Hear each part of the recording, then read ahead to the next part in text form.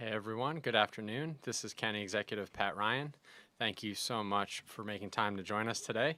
We'll have a relatively brief update. We're going to talk about the COVID situation and also a little bit of an update on our early voting, which is now happening across Ulster County and across New York State and across a lot of the country. In terms of the COVID situation, unfortunately, as some of you may have seen yesterday, we have seen a concerning increase in the new infection rate and just the overall situation of active cases of COVID in the county. I'll talk a little bit more about what we think is going on there, but I do think this is a moment that we have somewhat anticipated, whereas we head into the fall and get closer to the winter, that we will begin to see some resurgence. And our collective goal is to make sure that we do the work and continue to take care of each other to really try to contain that and limit that as much as possible. So I'm going to continue to ask your help on that, and what you'll always get from me is the facts and the science and the advice of our health experts and leaders in terms of what we need to do and where we're at, starting as always with the data. Total cases since the beginning of the pandemic, we're now just over 2,500 cumulative total cases in the county. That's out of nearly 118,000 tested total. Fortunately, the vast majority, 2,169, have recovered. Unfortunately, in the last 96 hours, we have had another fatality from among our friends and family. We're now at 96 lost to COVID in the county. Again, every time it's a reminder of the seriousness of this and really the fragility of everything that we're doing. And so our condolences go to the loved ones and the family and friends of that individual. And we hope that we can just prevent this and ultimately limit the impact until we can get to the point that we have a vaccine. In terms of hospitalizations, we're still right around the same level we have been the last 2 weeks. You can see on the graph we have had a slow uptick over the last few weeks, but we're hovering right around just over 5. We currently have 6 total hospitalizations in the county, one of which is in an ICU bed utilizing a ventilator. That is up a little bit from the bottom where we were at back in July, August, September, but nowhere near as bad as it was, of course. So we're continuing to watch that as well.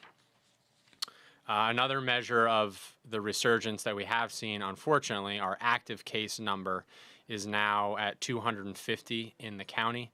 This is the first time since July that we have been above 200 in terms of active cases in the county. Remember, this is the number of currently COVID positive individuals in the county. So as people recover, they come off this list and hopefully go on with everything in their lives. But to see 250, you can see on the graph again that that's the first time we've crossed above that 200 threshold going back to July. So that is something that we're also watching and have some cause for concern around. I'll talk a little bit about what we think is driving this somewhat in a moment here. And then, of course, the metric that I always say and continue to say is most critical to assess where we're at in terms of any resurgence.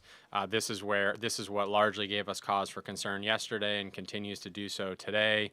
The number of new infections in the county, meaning of all those we're testing each day, how many are coming back positive. So in the last 96 hours since our last update, we have tested 3,359, and had 63 new positives, which puts us just below a 2% new infection rate, 1.9% new infection rate. If you'll recall, we've been really trying to stay and largely have been staying below 1%. So to see that nearly double since our last update on Thursday, that is the opposite, of course, of the trend that we're hoping for and all working for. So that is something that should be a wake-up call really for all of us, to be honest, that not only are we not through it yet, but that we are starting to see some reemergence of COVID in the county, as we've seen in other parts of the state, and of course, lots of the country right now, unfortunately. So what's driving this? Yesterday, in particular, we had 29 new cases in a 24-hour period. A significant portion of those were driven by a cluster at one of our senior facilities where we had 12 residents and 3 staff unfortunately come back positive in a 24-hour period. So in that case, as in all of our other reemergent clusters, this is why we have our rapid response plan in place. We were able to immediately surge our health team as well as state Department of Health experts to go on site. They're actually been on site this morning working with the leadership at that facility, doing everything we can to test everyone else. Those individuals that are positive have already been isolated, and the whole goal here, just like with any other cluster that we've dealt with, is to rapidly identify it, to immediately do the contact tracing and the isolation, and then really to take care of those that are sick and make sure that we stop the spread and protect everyone else. So while it's not encouraging, of course, that we're seeing the numbers come back up a little bit, I am very confident in our response. We're 10, 20, 30 times better at this than we were back in March and April in terms of our knowledge of the virus, our testing capacity, our team's capabilities to rapidly respond, our coordination with the state, and of course the great work of all of our healthcare practitioners, hospitals, and other medical experts. So we are all, I think, doing the right things. This is really just a result of the fact that this is a virus, and a virus has a say, and a virus spreads, particularly if we don't continue to remain vigilant. So I ask that everybody do that. Our team, of course, is doing that and will continue to. And really, I want everyone to know that as we head deeper into the fall and into the winter, not only are we not letting our guard down, we're really leaning forward even more and doubling our efforts, redoubling our efforts to make sure that we can get through this next potential period and hopefully come out the other side towards a good and safe and trusted vaccine that can get us out of this in the longer term. So those are the numbers in terms of new positives. Hospital capacity, we're still in very good shape here. We have more than adequate capacity, and the numbers of remaining capacity you can see there. We tested those previously, but we never surpassed those even at the worst of this back in April and May, so we feel good in that regard as well. Again, what can each of us do at the government and sort of organizational level? We're continuing to be proactive. We're continuing to work our rapid response plans. We've worked very closely with the school districts and continue to do so as now more and more of our districts are coming back, including the Kingston district this week. And we'll continue to lean forward there, working with our senior facilities and other congregate settings where we do have larger groups of individuals, which remain really one of our greatest risk points. So we are doing all of those things. We're working to get rapid testing, and we're continuing to expand our diagnostic testing.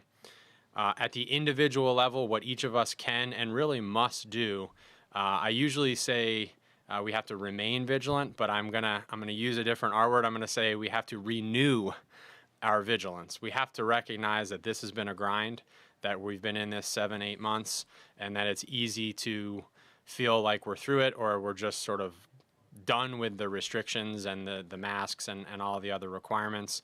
But we really have to remember and renew that sense of each of us having that obligation and really the empowerment, honestly, that if we each do our part, we can collectively keep this thing in check. So please keep that in mind. Please ask others to do the same.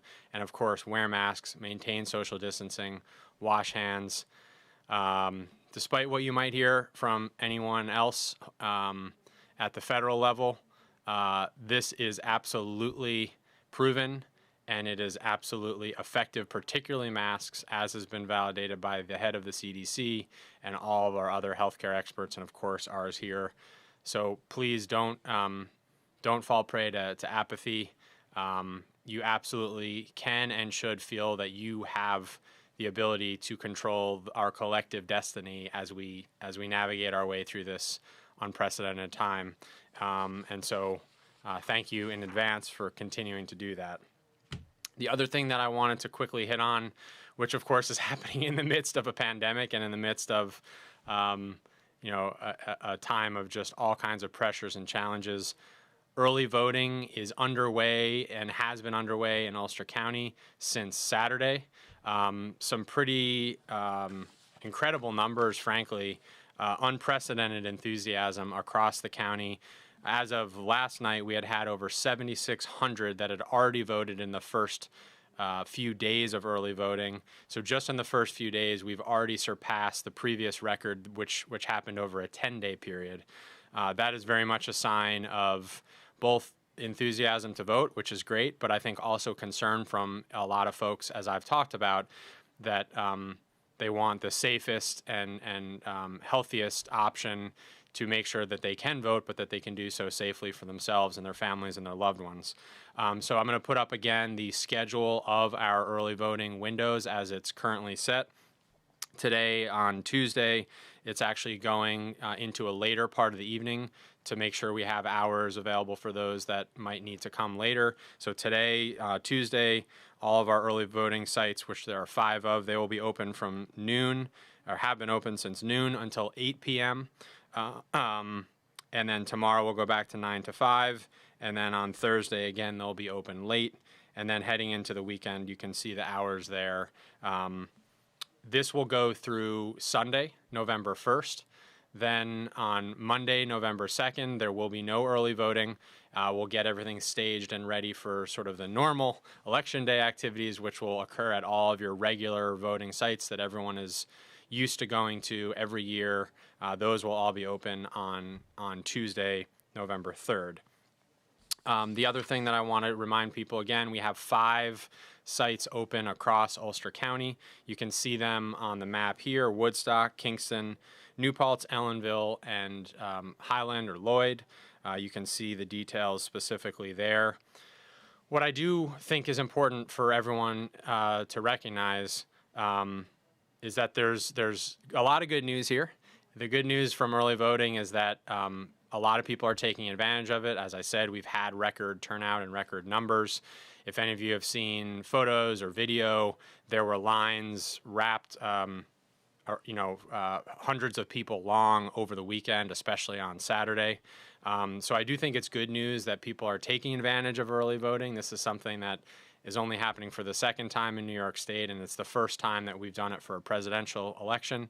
So that is the positive. The challenge, though, that has come from this is we've had many individuals that have shown up and have either had to wait hours or, frankly, have shown up and said, I can't wait hours, and have had to turn away. And that is something that we obviously don't want to happen. It's critical, especially this year, especially with the health challenges and risks that everyone is facing, that every single person in our county has that option to vote safely, to have their vote counted, and to be able to, if they're working or they have kids or whatever other challenges or all of the above, that they can get through the polls in a reasonable amount of time. So based on that, I have called just about an hour ago for our Ulster County Board of Elections to actually expand our efforts. I know we're in the middle of it, but we believe, and I believe, that we can do this and that we need to do this. So I'm calling on the Board of Elections to add 1 or more additional polling sites, which we do have the budget to do already built in, and we do have the resources to accomplish. I'm also asking them to look at adding additional hours, especially coming into the weekend, so that no one will be turned away and that those who do want to vote early will have that opportunity. The hope is that by adding 1 or more sites and expanding the hours, we can bring down that wait time and ensure that anyone that wants to vote early can do so. So I'm confident that our great Board of Elections will be able to rise to this challenge. It'll probably take 24, 48 hours or so to do that logistically, but that will still leave us several days of early voting, today, counting today, we have 6 more days. Starting tomorrow, 5 more days. So we're going to work as quickly as possible to get that ramped up. And I appreciate the hard work in advance of everybody that's already helping to make this happen, and hopefully will help us to expand this. On that note, we'll wrap up, and I'll actually start our thank yous to all of the hundreds of election workers that we have here in Ulster County. Every year, we have a great team of poll workers, election workers, who make sure that we can vote safely and effectively. And this year, of course, it's a particularly challenging time and risky time to do this work. But even in the midst of that, we've had hundreds of folks step up to once again do this form of public service, one of the most important forms of public service, to make sure that the 180,000 residents of our county and at many other places across the state and country, that we can all vote and exercise our fundamental democratic right to have our voice heard. So thank you to our election workers that have been out there and will continue to be out there and doing that work. Thank you to all of our frontline workers that have continued to put themselves on the line to get us through the challenges we've been facing, and I think we'll continue to face here for several months heading into the winter. So we appreciate what you all are doing on behalf of all the residents of the county. Thank you very much, and thank you in advance for what you're going to do. I appreciate everyone tuning in and staying updated. Please spread the word on what's happening. Please remind folks to continue to take COVID seriously as it should be treated. That's what we will definitely continue to do here. If you have any challenges, as we wrap up, if you have any challenges or anyone else you know is in need of housing, food, anything related to mental health services, addiction services, really food benefits, SNAP benefits, home heating benefits as the weather starts to get cold, any of those things, you can call our Recovery Service Center. It's a single point for you to get in touch with our great team here in Ulster County. That number is 845-443-8888. You can also email or check out our website. And that's really all we have for today. I want to, as always, thank the Radio Kingston team and Diana Manuel as well. And we will see you for our next update on Thursday at 2 p.m. In the meantime, please continue to stay safe and healthy, and let's all stay resilient through this, and let's stay together through this, and we will see you in 48 hours.